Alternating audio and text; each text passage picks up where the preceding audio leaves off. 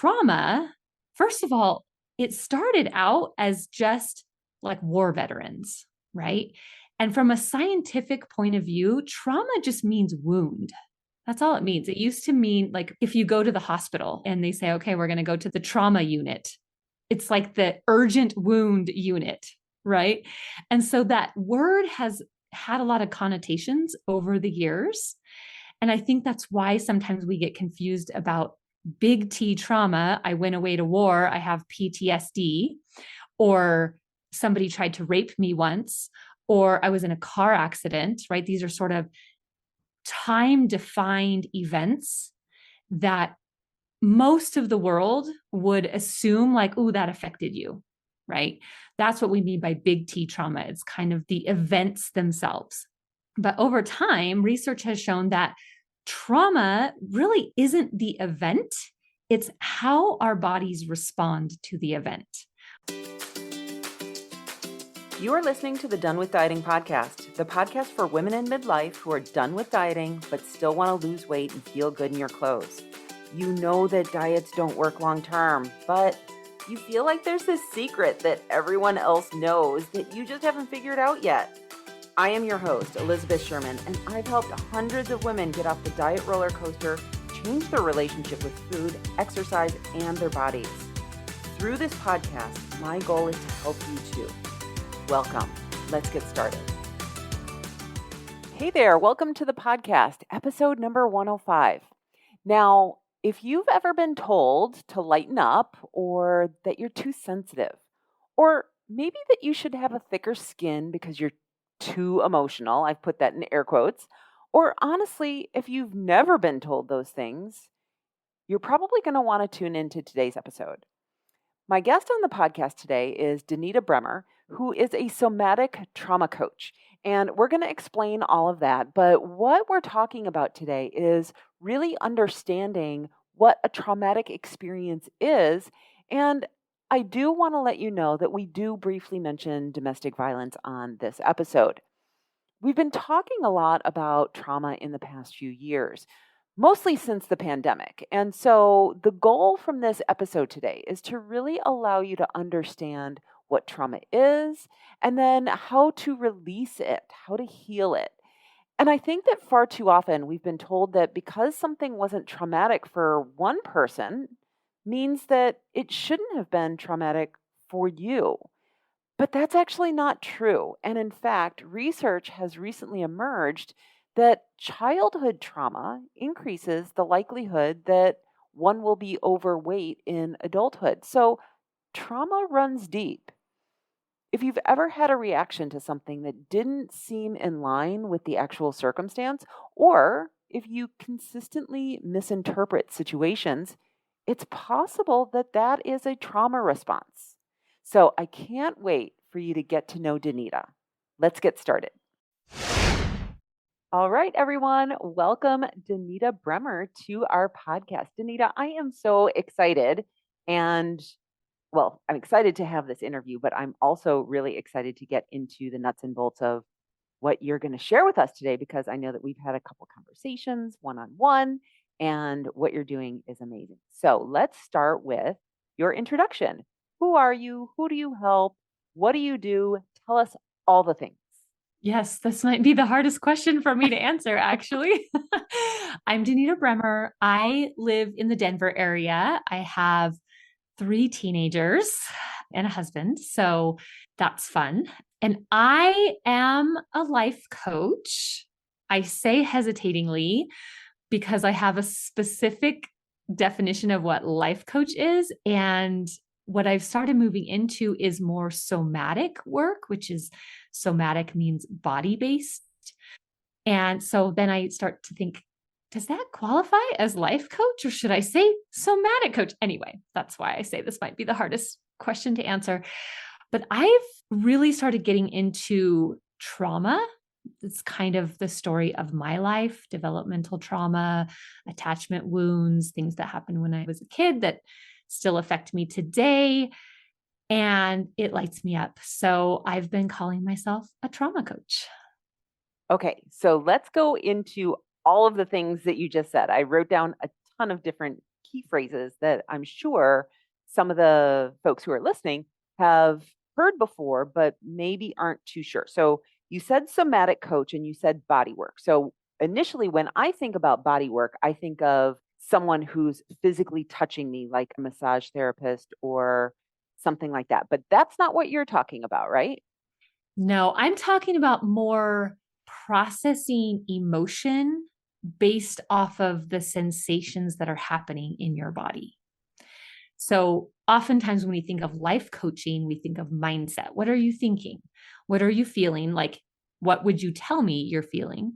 But I take that a little step further and I look into what does that feel like to you? Where is that in your body? When you tell me I feel sad, where do you feel that? What does it feel like? What sensations for you does sad include, right? So that's why I say body based. It's not just we're talking about the thoughts or what do you think about feeling sad. It's more what's happening in your body right now in this moment as we're talking together. And sometimes it's kind of hard to explain. It has to do with like impulses and movements that you want to make. Usually, where we start is the felt sense, which is just how does that feel in your body? Yeah, like how is that different then? And I think from what we've talked about before, it's that the somatic work is potentially happening before we have thoughts about it. Mhm. Is that what's happening? Yeah. So, this kind of goes into understanding a little bit more about the nervous system. Okay, let's And talk all about that. yeah. So sometimes your listeners might be familiar with top down approach versus bottom up approach. And what we're talking about when we're talking about top down is your conscious brain, your prefrontal cortex, the things that you're highly aware of that then inform your body, right? So sometimes we can think a thought and it makes us feel a certain way. That feeling makes us want to do a certain thing, right? That's kind of the model. That's a top down approach. When we're talking about the nervous system, this is a bottom up approach. There are things that are sort of below the level of our thoughts, of our conscious thinking, right? We use the word subconscious or unconscious. And the nervous system is a subconscious system. It's not like we tell our bodies to digest our food or to dilate our pupils, those kinds of things. We don't tell our body to regulate our temperature, right? That's all coming from our nervous system and the nervous system regulating us. So we can use our knowledge of the nervous system to inform or to understand what is happening. What is happening for me? So we have these sort of three states of the nervous system. The first one is what I would call our window of tolerance. A really fancy term is ventral vagal, which is your rest and digest and just be connected. And the state we're in when it's just normal, right? Just a normal, I can go about my business. And then we have sympathetic, which overlaps because sympathetic is sort of our gas pedal. It's the nervous system state that gets us going and moving, right? When we're like, I want to exercise, but I don't really want to exercise. That part of us that's like, we're going to do it. That requires sympathetic activation, right? And that can go to an extra place, too much activation, which is when we start talking about like anxiety or panic.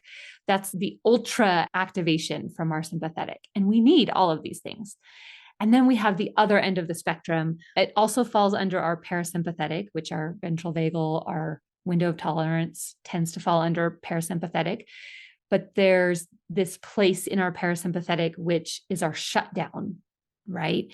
It's the part where we maybe talk about depression, where it's like, I just can't. It's the brake system, right? So, understanding those three general states of our nervous system and how they work below our consciousness can help inform what's happening in my body. Does that make sense? Yeah, absolutely. And as you were talking, I was thinking about weight loss and stress management and how when we are in that heightened sense of the parasympathetic nervous system just taking control, that's one thing that will definitely shut down weight loss in its tracks, right? Yep. And so what we want to do is we want to turn on the sympathetic nervous system and suppress, or I don't want to say suppress, but yeah, turn down the parasympathetic, the Right. fight or flight. And what some really interesting research that came out recently had everything to do with childhood trauma and being overweight later in life. Yeah, let's talk a little bit about trauma and what it means, because I Hmm. think that so many of us think about trauma in terms of the big T trauma, right? Yes. Death, violence, and maybe many of us haven't had that experience, but we've still experienced traumatic experiences. So, Right. talk a little bit about what are traumatic experiences? How do we get over them? Hmm. Yeah. And I just want to say that it's really important to understand that piece of sympathetic activation. It calls upon your energy stores, right? So it requires energy. And then when we go into like a freeze mode, which I'll talk about, that shutdown is conserving energy. So the reason why there's a link between trauma in childhood and our weight as adults is because it has to do with your body trying to conserve energy or needing to expend energy and that relationship, right? So I think that'll bring some clarity here. Trauma, first of all, it started out as just like war veterans, right? And from a scientific point of view, trauma just means wound. That's all it means. It used to mean like if you go to the hospital and they say, okay, we're going to go to the trauma unit, it's like the urgent wound unit, right? And so that word has had a lot of connotations over the years. And I think that's why sometimes we get confused about big T trauma. I went away to war, I have PTSD, or somebody tried to rape me once, or I was in a car accident, right? These are sort of time defined events that most of the world would assume, like, oh, that affected you, right? That's what we mean by big T trauma. It's kind of the events themselves. But over time, research has shown that trauma really isn't the event, it's how our bodies respond to the event, which is why I say we all have traumas. And that's why we would call those little T traumas, because when somebody calls you fat when you're 10 years old, it might not be like, oh, that really affected you. Like the world would say that comment affected you, even though maybe it really did. Maybe it really stuck with you. Maybe it's echoing in your mind all these years later. So I think of trauma as any stuck emotion, any emotion. So you might have experienced something like that when you're 10 years old, and that was very emotional for you. Maybe you felt ashamed or sad or angry or whatever. And 40 years later, you still think about that, right? Which tells me it has stuck with you, not from like a logical point of view, but like your body has held on to it, right? Your body has been like, this is important. We need to be aware of this. So, a very simplified definition of trauma is any emotion that is stuck. Now, that tends to be negative emotion, it tends to be sadness, anger, shame, those kinds of things, right? Because the positive emotions, joy, happiness, we let them live through us. We don't like hang on to them and be like, oh, what does this mean? And our bodies more easily kind of metabolize those emotions. So that's why, in general. But I would say, even for myself, there have been times when it felt dangerous to feel good. It Mm. felt like the joy was not allowed. In a way, that might be kind of a stuck emotion if I boxed up that joy. If I experienced joy or happiness or something like that, but I wasn't allowed to really fully experience it, I might have had to kind of quote unquote put it away, Mm. which happens in our bodies. So, this is one thing I really want people to know: trauma or these stuck emotions, it's biological. We're not talking about an airy fairy like thought or a feeling that doesn't have a physiological, biological underpinning. This is biological because emotions are energy, right?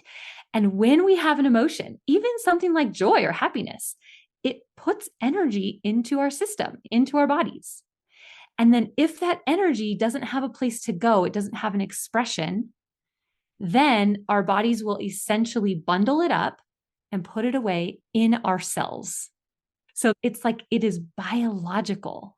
This is something that I didn't quite understand when I was first learning about trauma. And now that I'm like, oh, it's in the biology of my cells, it's a physiological thing. That's why it's related to our felt sense. And so emotions are a felt sense, and trauma is a felt sense. And so all of it is related. Yeah, that's fascinating. And I recently read about generational trauma. I know that I'm taking us off course. And what they did, they did an experiment with mice and maybe shocking them at the same time as having a scent of cherry blossoms. And what we know is that trauma was actually passed on to their offspring. So when they then sprayed cherry blossom scent to mice that had never had the shocking, they still had an anxiety response to that. And so I think that that's absolutely fascinating that the trauma is actually lives in our cells and it gets passed down to our children. Right? That is what's called epigenetics, because the DNA can get turned on or turned off by certain situations or environments, right? So my mom for sure had trauma. Like she didn't tell me what it is, but I just know. I know in my bones that she had things that happened to her that were very emotionally wounding. For a long time, I said I learned shame from her because you watch your mom and how she acts around different people or different situations, right? But now I think it literally was passed down into my cells. And so then when I have similar situations, that DNA activates. Most likely is actually both. I learned shame from her just by watching her. This is the primary female in my life. And as a female, I'm looking at what do females do. And so this is what we do. But also just something in me that's like in my bones that generally just goes to shame very quickly.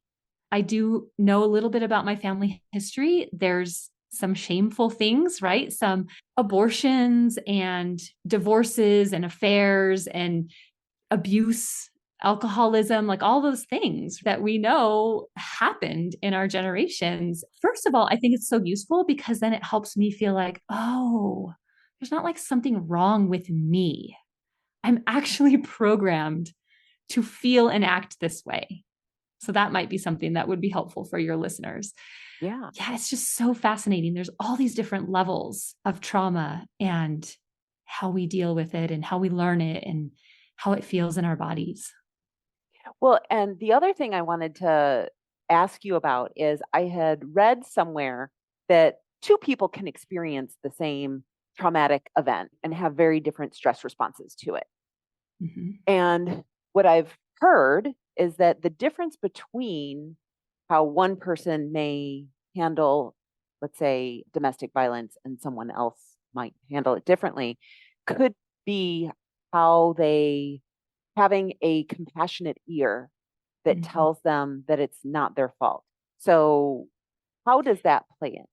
Yes. So with trauma, again, kind of bringing it back to the nervous system and that it's a biological thing, it's all about what resources do we have at our fingertips? What resources are in our biology, even, right? So somebody who has more support, like biologically, physiological support, will be able to withstand more demands on their energy without it really affecting them. That's why one person can have domestic abuse and it's totally traumatic. They go into a shutdown, they get depressed, and another person can experience domestic abuse and they're like, yeah, that was hard, but I figured it out. Same thing like with car accidents, right? Some people go into shock, other people They're just like, it's okay. We'll figure this out, whatever. It's all about the resources that are available to you. And one of the very first resources to our bodies is the co regulation of our caregivers, right? Even if you think about being in the womb of our mother and what she ate and when she rested and like her blood and all of those things were resources to us. Those are our only resource. And so once we're born, that attunement, that the caregiver noticing the infant and what does the infant need and meeting the needs, that's a resource. And it's our first resource and it's our biggest resource for a long time. So for most of us, when we experience something scary or overwhelming, if we are alone in it, it makes it more likely to be traumatic. It makes it more likely that that thing, that the imprint it makes on us biologically, emotionally, will stick with us. Part of how we as humans, as mammals and social creatures, part of how we work through something is we go to our people and we tell them about it. And so when we don't have that as a resource, then we're left alone. There's nobody telling us it's going to be okay. We're going to get through that. That's just not there and available for us. And so it's a huge resource that lacks. Even as I say this on this podcast, think about how this feels in your body. It's going to be okay. You're going to figure it out. It actually has this sense of like, ah, right? Like, okay, versus whatever you think. I mean, you might have just gone and eaten a handful of chocolate chips. And if you're telling yourself, and this is where like our internal witness comes in too, right? Because this resource informs our internal witness and the formulation of that internal witness as we age and grow. If you eat that handful of chocolate chips, and if you're anything like me, you're like, ugh, why did you do that? You didn't need that. You should have eaten something else. Is that like a compassionate, loving exchange with yourself? Or is that shameful or negative? So even like being alone in it, it's a felt sense of a lack, right? Of not being supported. Isn't that so fascinating? Well, I love this because, yeah, what you're getting into is like self talk. And Mhm. this is one of the questions that I don't know that anyone's answered. And I don't know if you have the answer or not, but how do we come up with our self talk? There are some people who seem to have less negative self talk than others. Does that come from childhood and how we are parented and who our caregivers are and self regulation? Yes, that would be my answer. I'm sure it's not as straightforward as that. But I think the first voices in our life probably strongly influence the voice in our head. I also think that when we talk about the nervous system, there's a saying that says story follows state. So the story you create, the things you tell yourself come from the state of your being, right? If you're driving along in your car and all of a sudden another car swerves into your lane, it's not like you're thinking to yourself, oh my gosh, we're scared. You just are scared. It kicks in automatically below the conscious thinking, a fear response, right? Then that's the state of your nervous system, fear. Then you swerve, you hit the brakes, you act. And then if somebody else later comes along and says, hey, what happened there? You have a story based on the state of your body, not the other way around. The story didn't come first, the state came first, right?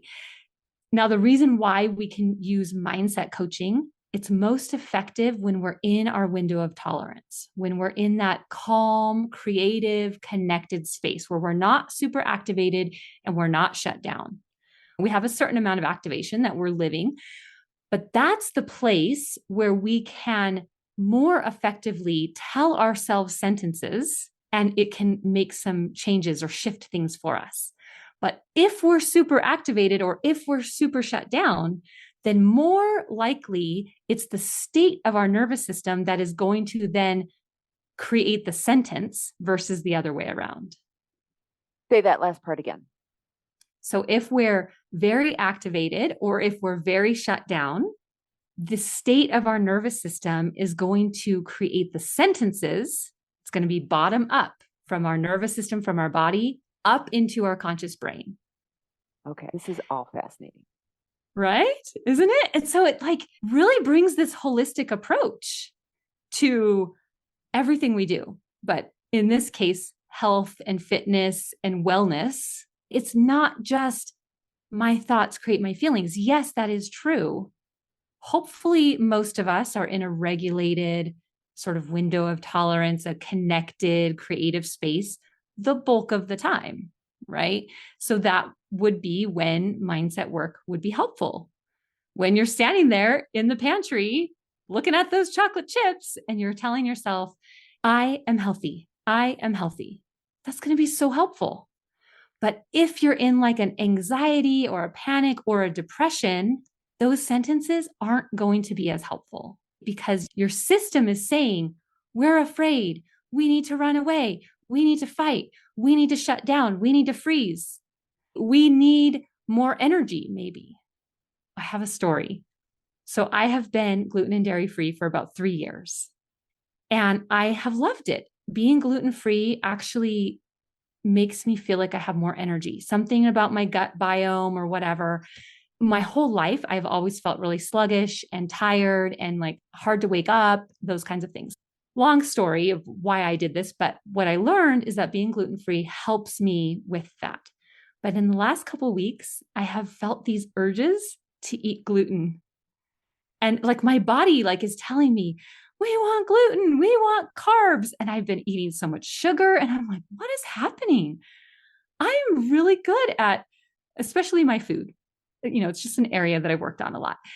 So I've been noticing myself and like allowing myself these urges. And then I learned that when you're in a freeze response, and this can be kind of a chronic freeze response, or it can be a more sort of localized freeze response. And for me, the holidays can put me into a freeze response. It's just like very overwhelming. So I tend to like want to withdraw. I learned that when you're in a freeze response, a low carbohydrate diet is actually not good because when you're in the freeze, your body is trying to conserve and generate energy. And so those carbohydrates are actually really good to generate energy. Now, chocolate chips are not going to be as good of a carbohydrate as, say, a sweet potato, right? There are gradients of what's better for us and what's worse. But I just noticed myself kind of out of the blue, just really grabbing for all of these sweets. And at the same time, I was noticing how I kind of wanted to hibernate. I wanted to just stop listening to all the things and the classes and the podcasts and stop reading books and still do a little bit of that. But I just really felt like less stimulation. And my coach said, that makes a lot of sense for a freeze response. You're wanting more carbohydrates, you're wanting more energy, and you're wanting less demand, less stimulation. So now that I know what I know, I'm like, oh, yes, it makes so much sense because I'm tracking my nervous system. I'm understanding the state I'm in. And it's not like I'm frozen all the time. I'm coaching my clients, I'm making dinner for my family. But overall feeling is like, I need to hibernate. I need to hunker down. I need to conserve my energy. I need to do more to give myself resources and support that I normally need. Yeah. So let me ask you, now that you know that, how does that influence your choices that you're making in terms of your food? Well, so I think I'm just going to allow myself to eat more carbohydrates. When I eat a gluten-free diet, especially gluten-free, dairy-free diet, I tend to just eat fewer carbohydrates. It's more Sure. meat, it's more vegetables, right? And so I'm just going to look for ways to increase my carb intake in healthier ways. So probably up the fruits a little bit. I tend to not eat as many fruits, up the vegetables, more of the good grains. I love quinoa because what it is, it's really easy to go to the pantry and grab my kids' fruit snacks. That's just so accessible. But now that I know this, I can plan for it and be like, okay, I hear you, body. I hear you're needing some more energy, some more support in this way. Let's give that to you in a smart way. Right. Yeah. Well, and it's very similar. And I wonder if the body is just acting the same way. Like when we don't sleep well, our body will automatically go for higher carbohydrate items because our cells don't regenerate. I wonder if the same thing is kind of happening there. And so Yeah. just the awareness around, oh, last night I didn't sleep well. So therefore, when I'm craving sugar, snacks, whatever, then I can make a better choice just by the awareness around I didn't sleep well. And so I'm wondering if just the awareness around this traumatic response or how my body is in this freeze response is going to also then allow me to just make better choices, just the awareness around it. Yes. I think awareness is probably the most amazing tool that we have because I haven't done a whole lot to quote unquote bring myself out of trauma. It's been more about the awareness of my body, my emotions, my energy levels, my thoughts. That's definitely part of it. And then that awareness informs the actions that I take. And it's almost like I don't really need to run models as much because I have awareness of all these different parts. It's just like, oh, I'm needing some extra support. So I'm going to support myself. Like I'm in that model of my thought leads to my feeling, leads to my action, but it's kind of like a shortcut in my mind. The awareness of like energy and nervous system state, because it's so much about energy and resources, energetic resources. And something that I learned that I just think is so fascinating is that when somebody tells you, it's going to be okay, I'm here for you, that is an energetic resource in your body. Your body relaxes or it responds in some way, which is how we know it's like shifting the energy, right? And that all can inform so much of the actions we take or understanding why we're not taking specific actions. That's sometimes even more useful. Yeah. So you've talked about the freeze response. And I remember growing up learning about fight and flight, right? Mm-hmm. Freeze is a third. So let's talk about the different trauma responses. So there's fight, flight, freeze, and then a new one, which is fawn. Yeah. Yes, yes. Okay. So let me just explain the phases of trauma responses. I think it'll make it more clear. Yeah. When something startles us, like I was talking about the person swerving into your lane, our trauma responses always start with a startle, with a, what was that? If you hear a loud clatter in the other room and you're home alone, you're going to be like, what is happening? So we always start with a startle, which triggers us to orient to that thing, to look at it, to go investigate it. And our bodies, our nervous system makes a snap judgment. Is this actually harmful to me? Or is it just a dish fell off of the counter? And if it's actually harmful, then your body, your nervous system is going to respond below the level of your thinking, and it's going to put tons of adrenaline into your system. You're going to try to run away from the threat. If you can't run, or if your body assesses that it's too fast, maybe it's a car coming at you and running isn't going to help, then you try to fight, right? So then you try to fight the threat. If that also doesn't work, so the adrenaline comes in, we either run away, flee, or we fight. If neither of those work, then our body has a thwarted response, right? So it could be that there is something outside of us that thwarts us, right? I always think of the example of kidnapping.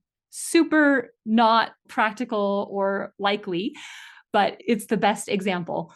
Someone's running at us. We try to run away. We realize they're way faster. Okay, I'm going to turn around. I'm going to fight them. I'm going to punch, kick, scream, hit, scratch. They're too strong. They literally grab us and hold us, and now we can't fight.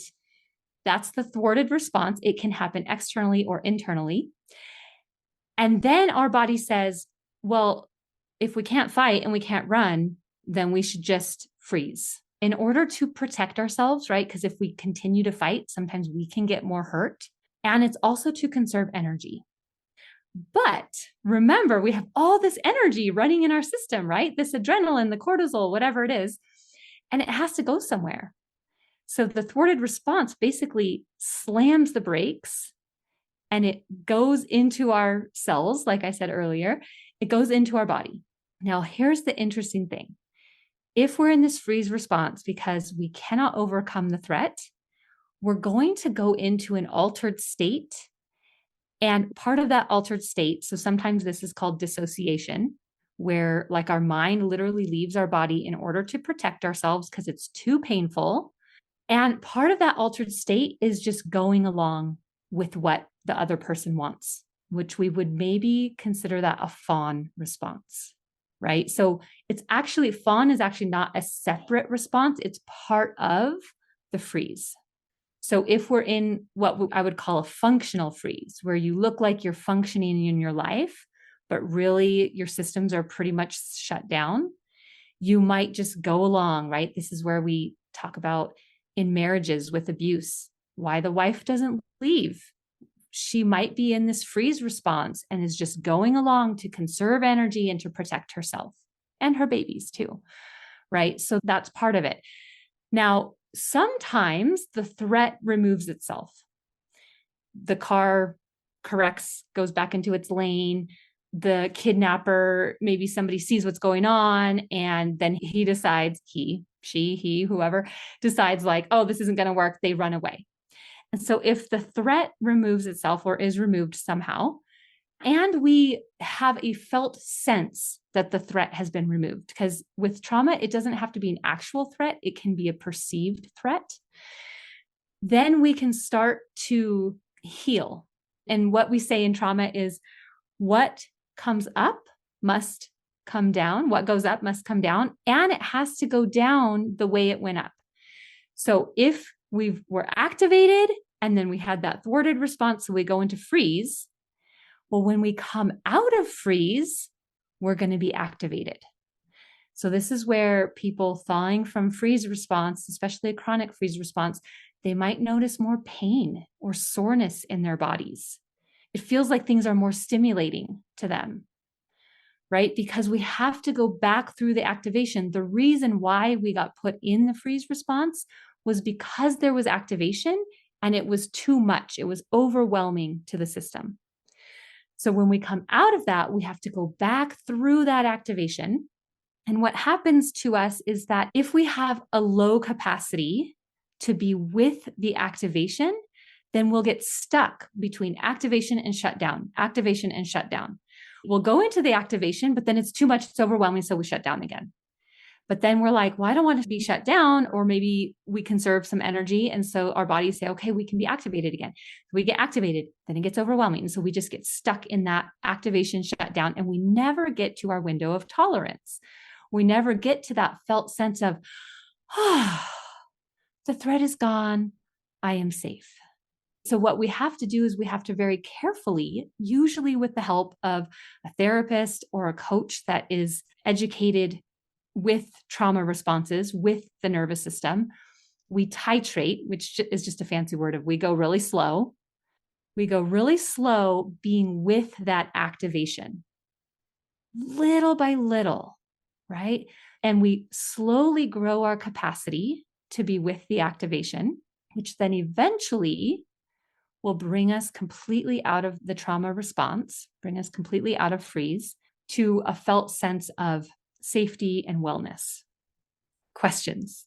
That was a lot. Yeah, it was, but no, it's good. So I was like trying to think of a situation. So when you talk about titrating or going really slow, I'm thinking about like someone who might have an aversion to snakes or something. Would you just do a very slow Have exposure them, to snakes? yeah, you might just have them imagine a snake. Okay. And then what happens in your body? What Okay. is that like? How does it feel? Where do you notice it? And maybe that would even be too much. So then maybe we back up from there and we say, when you think about thinking about a snake, right? So as you see, it's like every body is different and what activates us is different. But what we want is we want to touch in just a tiny little bit to that activation. And what is that like? Because over time, if we've learned to shut down, we've learned to separate our mind from our body. When you don't use the nervous system is kind of like muscles. When you don't use or live in that window of tolerance, that calm, creative place, it gets very narrow. It makes it even harder to access. And when you're always in the activation or the shutdown, those get very robust, right? So we're used to living there. We can spend lots of time there without shutting down even more. There's always like another level of shutdown. So, yes, it's just how does it feel in your body when even just the edge of that activation comes into your awareness? Sometimes that's all a person needs to get activated, right? Sometimes people can be with the activation a little bit more. They can be like, okay, yes, I'm feeling some fear. It's right here in my chest. I feel really warm. They can describe it, they can be with it. That's okay. What we're looking for is how much is too much. And every system is going to be different.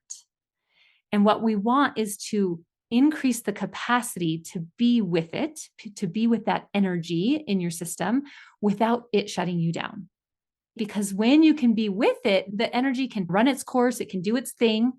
And eventually you'll get to that felt sense of, I'm okay, I'm safe. It's like when we go for a run. I don't know, do your people run?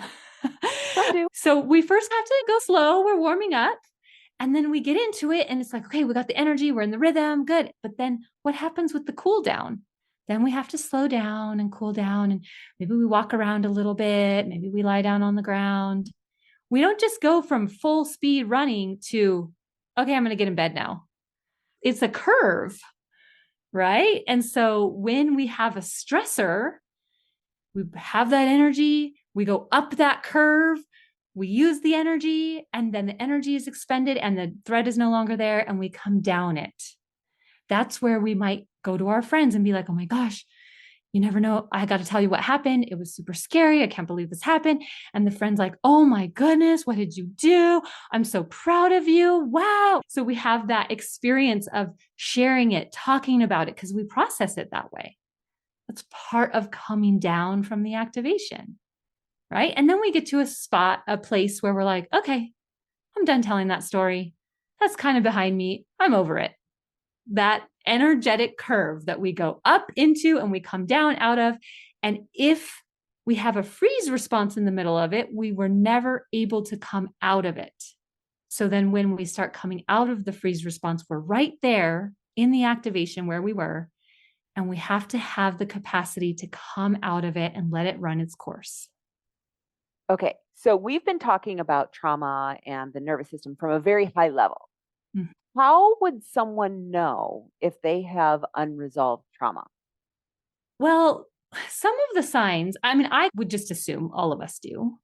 Not all of us have unresolved trauma that really affects our lives, our day to day lives. If you have been working on yourself and trying to reach a goal, say, for a long time, you've tried a lot of different things and it hasn't worked, probably a nervous system thing going on, something happening. Sometimes what I see is we try to do mindset work, we try to use the thought model, but it goes against the felt sense of our nervous system. And so we just get nowhere. Talk more about that. Say we want to lose weight, right? Because your people want to lose weight. I want to lose 10 pounds. And I've been trying to lose 10 pounds. I've tried 17 different diets throughout my life. Now I have Elizabeth and she's amazing. And she's teaching me how my thoughts create my feelings, create my actions, right? But if your nervous system is saying danger, danger, danger, and you're trying to tell yourself, we don't need food, right? We're not hungry right now. Those two things don't match up. Because if there's a danger, even a perceived threat, what we need is more energy. right? So naturally, we're going to want to go eat carbohydrates, right? And I mean, it can work a little bit. We can be like, oh, yeah, I was able to not eat the thing that I didn't want to eat. I decided ahead of time, or I stopped eating when I felt hungry. We can do some of the surface level stuff. But if the nervous system is working against all the thought work we're trying to do, then we're not going to get very far. We're going to get to a point where we're sort of stuck. One time, I don't do weight coaching or health coaching, but I had a client who really came to me for relationship stuff, but also she wanted to lose weight. And so it was strictly mindset, just asking her, and she'd keep coming back to this. So that's another sort of red flag is if you come back to a specific story or sentence, probably it's a story that's coming from the state of your nervous system. If it's something you've been telling yourself for a long time, it might have been a thought or a belief that you've held before you even could really talk, right? It's more nervous system stuff than it is mindset stuff. The mindset, I think, can support the nervous system work. But anyway, my client, I didn't really know. I didn't have like, eat this or don't eat that, or I didn't have those kinds of things to tell her. So she'd brought this up about once a month for several months in a row. And I just sat back and I went, do you think that this thought work we're doing is even going to help you lose weight? And she's like, no, I don't really believe that. So here I was for months trying to help her try on new thoughts and whatever, when really the underlying belief is there's a limit to how much weight I can lose. I'm never going to get below X number on the scale. And we just spent a session with that where her belief was and why. And I didn't have any, I'm like, I don't know, maybe you will, maybe you won't. But this is just so fascinating that you don't actually believe you can get to the goal weight that you have right now.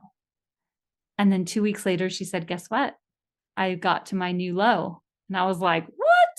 That's amazing, right? So it's sort of like these different layers of what's working for me, what's working against me, all the work about, well, why do I even want that goal? But really, if your nervous system is in a freeze, or if you struggle with anxiety, it's sort of like always very activated. It's going to put more resources and energy toward that than to reaching your goals, because reaching your goals has nothing to do with staying alive.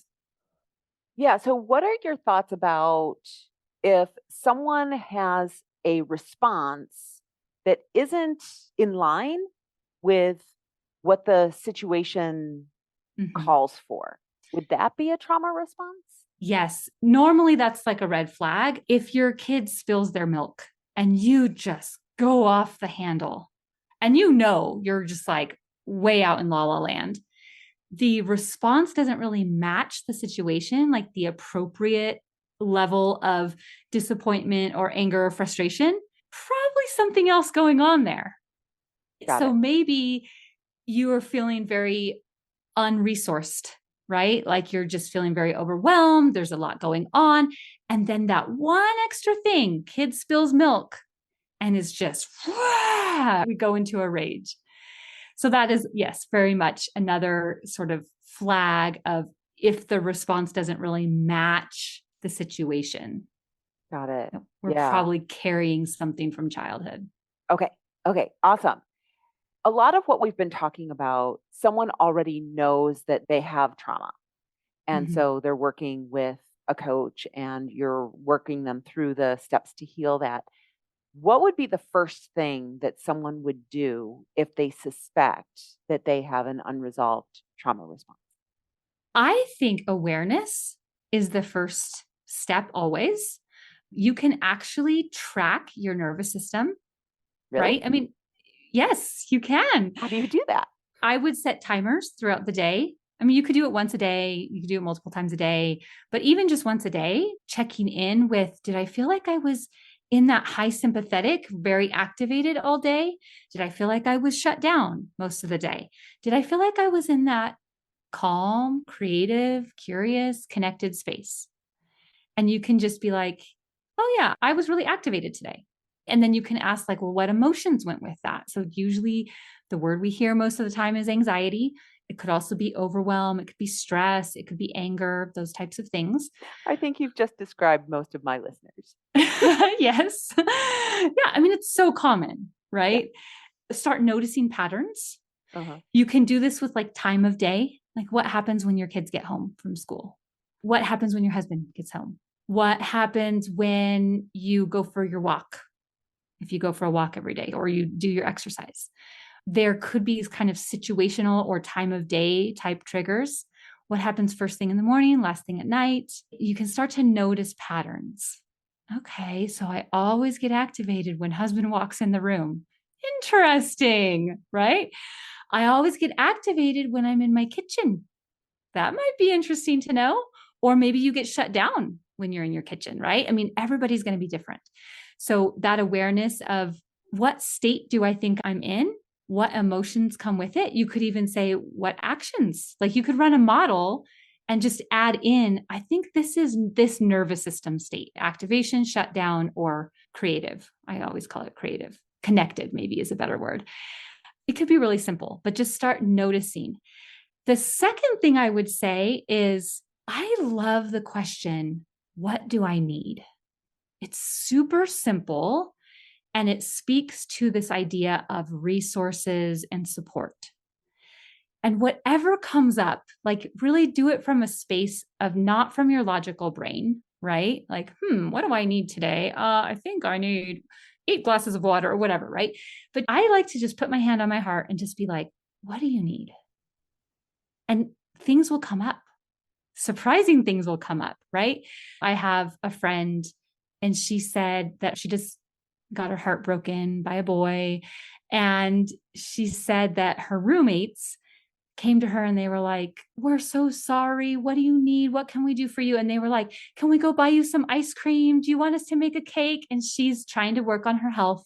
And she said, I genuinely don't want ice cream or cake. You know what would be so amazing? I just want to be with people. You want to watch a movie with me?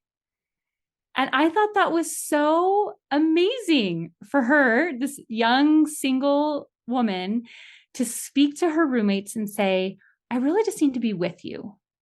Can we just sit in the living room and watch a movie? And that's hard for people to do sometimes, to say that. Like even having needs sometimes, especially as women, is like a little taboo. So if it's something you can give yourself, maybe sometimes I'm like, you know what? I really just need to sit down and like zone out at the wall. Like I'm so often on Zoom and on my computer, and then I'm go, go, go, this and that. And I don't really like sit and rest very much. So my body will often say, just take a break. Sometimes it'll be like, if you're like a spiritual person, you might say, like, I need to pray or I need to call this person or like just whatever comes up, honor that is what I would say. Because a lot of nervous system trauma stuff is about honoring the urges and the needs of the moment, which then people will ask, well, how do I know that I need chocolate chips versus like my natural man, my body just wanting that? And my answer is always if you connect deeply enough with your true higher self, you will always know. And maybe sometimes it is, I need to have those chocolate chips, right? Absolutely. Yeah. Sometimes you Yeah. need the broccoli, sometimes you need the brownies. Right. I guess my second thing would just be like, just start practicing connecting in with yourself Yeah. and asking what you need. Yeah. I love that. As you were talking, I was thinking about potentially a trauma response being acted out as people pleasing. Is that Mm. something that you see happen with your clients? Yes, especially those of us that had chaotic environments growing Mm. up. So I fall under this category. As young children, we learn to track our parents, especially, but it could be siblings or aunts and uncles or whoever is around us. We learn to track their sort of emotional states in order to stay safe. So I have to know what's going on for mom and dad to know how I should be. And it's very adaptive at the time. Like it literally keeps us alive. And so there's no shame in doing that. But what it turns into is a habit of noticing other people's needs before we notice and connect to ourselves and our needs. And when it's very lopsided that way, where it's like, I know everything about my kids and my spouse, but when I'm asked, what do I need? I'm like, oh, I don't know. Right. It's because we had to. We had to do that to survive. So we end up shutting ourselves down, shutting our own needs down, and just focusing on taking care of, usually it's parents. Sometimes if we had to grow up faster than developmentally appropriate, that is also like we have to pull those energy storages from our bodies in order to be more mature. It just turns into a habit of what does the environment need? What do the other people need? And that's my role to satisfy those needs. I would loosely consider sort of trauma, but it's really more about attachment and how we attached to our caregivers. And usually it's an insecure or an anxious attachment. That's my experience. And what really is the difficult thing to do to work through that is to start paying attention to your own needs, not necessarily ignoring, but putting other people's needs kind of further down the priority list. And it can be very uncomfortable, right? Because we're not used to it. And what we're used to is our comfort level. So sometimes it can get into kind of a codependent, that's a word that is used, where I need my spouse, for example, to feel good in order for me to feel good. And that's very slow, methodical work to slow down what happens in your body when spouse doesn't feel good. And can you be with that? And can you not rush to his aid and fix whatever's going on for him? This is some of the most painful work that I have done for myself. Is it's hard to watch somebody else around you, quote unquote, suffer and not do anything when you're used to doing things for 20, 30, 40 years. Yeah. It causes a lot of cognitive dissonance, a lot of discomfort. So, yes, that people pleasing also could be like a biological pattern in your body. Yeah. Oh, this has been so amazing. What additional things haven't we talked about? I feel like we've talked about everything. Yes, we covered a lot of ground. It has been amazing. The only, I guess, kind of a hands on tip tool that people can use is something called orienting. It's always where I start my clients out with at the beginning of their packages when they sign on with me, and also at the beginning of each session. And all it is noticing, using your senses. Usually it's sight, but you can use other senses as well. Noticing things that feel good in your body. So if you look at your wall and the color on your wall, you love that color. When you look at that color on the wall, how does that feel in your body? So it's kind of we're looking at the thing and we're also feeling into how our body is responding. It could be anything. It could be an object that we look at. It could be a color or a texture. I was doing this the other day and I looked at a book and there was this line on the book and I realized it was the contrast between one side of the line had color on it and the other side was white. And for some reason, that contrast was just really attractive to me that day. So it could be anything. And to just orient, we can orient to each other, right? So this is why we do introductions. It's like, where in the world are you from? And how old? And do you have kids or not? Or those kinds of things. We can orient to our environments. Recently, we had to take a tree down, this giant 100-foot tall tree that was in our backyard. It was sick. It had to come down. And I had to spend some time out in my yard, in my new yard, without this tree. So there's a lot of different ways to orient, but basically it's just using our senses to figure out, like, who am I? What is my environment? And what feels good to me? So the most simple way is just looking around your environment, letting your eyes fall on an object or a color or a texture that seems pleasant, and then noticing what happens in your body. And that is really simple. Just like we were talking about, awareness is very simple. It's a very simple practice, but it's a building block to creating a sense of safety, a sense of calm aliveness in our bodies. It's an awareness practice. And it just helps us figure out, who am I and who are you and where am I? Like all of that. It's what babies and toddlers do, actually, right? When they're growing, and they'll say, mama, mama, mama, a million times. And the repetition of it is what helps them understand, oh, this is me and this is mama. Or they'll name objects, right? And so this is sort of like where many of us have to go back to in this sort of developmental learning, is just over and over again, repeatedly, oh, this is me. I'm here right now. It's grounding is a form of orienting, or sometimes we call it like containment, is like, this is me. So that's just a simple practice that I do every day, almost all day long, if I'm being very aware, that you can start doing, and you can experiment with it and make it your own thing as well. This has been amazing. So tell the listeners how they can get in touch with you or work with you if they like what you've said today, because I think I might have to sign up with you myself. Yes. Well, my website is denitabremer.com. I normally focus on helping LDS women, but I'm not going to turn anyone away. It's just sort of my marketing engine. And what is And LDS? LDS is Latter-day Saints, so specific denomination of Christian. So that's what you'll see when you go to my website. That's why I say that. It's very Christian talk and scriptures and things like that on there. But you can sign up for a free session. So I always do a completely free session with anybody that is interested in working with me, because it's so important that whoever you work with, you feel very safe with them. Right. So we don't want the practitioner themselves to make you feel unsafe. So I think it's the best to start with a kind of foundation of, this feels safe, this feels right. And sometimes it's not going to, and you're not even going to have a reason. You might come onto a call with me and be like, I don't know, I just wasn't feeling it.